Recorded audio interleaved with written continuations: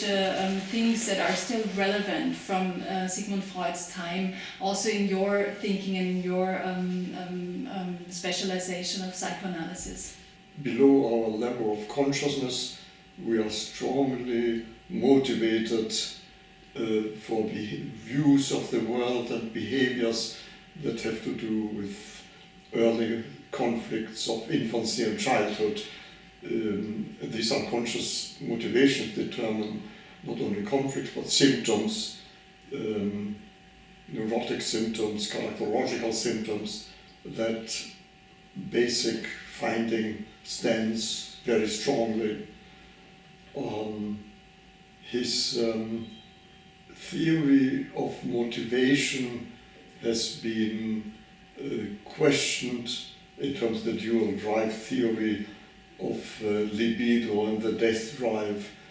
That is being questioned and reformulated, and I've been one of those who have been questioning and reformulating them. But clinically, that the unconscious conflicts deal with conflicts between, say, love and aggression. That's a basic reality of human life.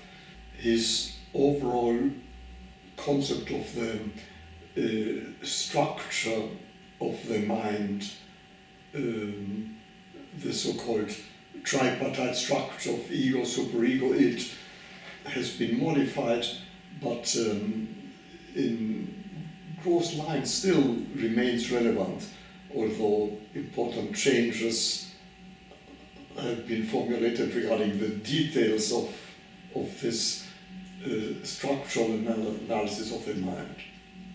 Regarding his technique of treatment, the basic concept that unresolved unconscious conflicts are reflected in unconscious desired and feared relations with significant others under the impact of love and aggression. And when they result in symptoms and abnormal character, they are activated in the contact with the therapist in the form of distortions in the relationship between patient and therapist, what we call transference. And the analysis of the transference permit the understanding of the unconscious conflicts that are made conscious in this form, and their resolution by the resolution of the transfers. These basic technical considerations still stand. Interpretation, transference analysis, technical neutrality, countertransference utilization. And these four basic techniques are part of standard psychoanalytic technique, as well as of derived treatments, psychoanalytic psychotherapies.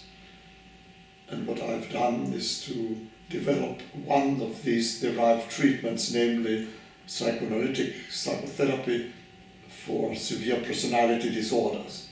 There is an ongoing recognition within psychoanalysis that we have to recover and discover the relationship between psychological functioning and neurobiological disposition.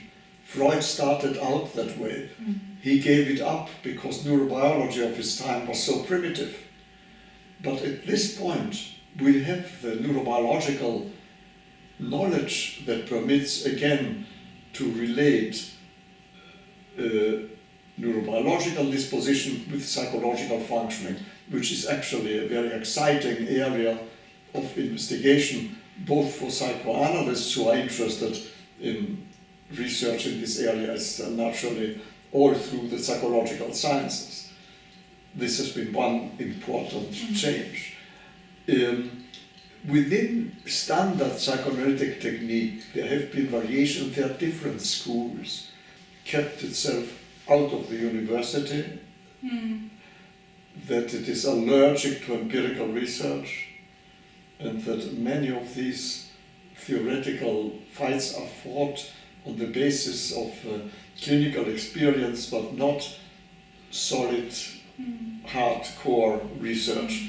And I think that that's a major defect of psychoanalysis as a profession at this point. And what I've been trying to do with my institute is relate whatever we do with empirical research. And that has been the strength of our contribution. How could we manage that the unique value of psychoanalysis still has a point in the future? Psychoanalysis already has become an important component of the culture of the 20th century. That cultural contribution will stay. And Freud really has contributed importantly in a number of areas. He has opened an important contribution to social psychology.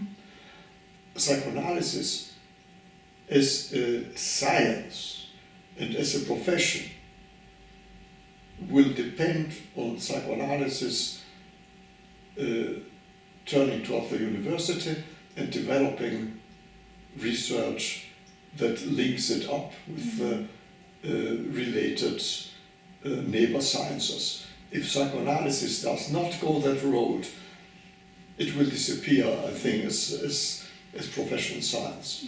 My confidence is that it will go that road, that although, how shall I call it, academic psychoanalysis is a minority, it is a very powerful one.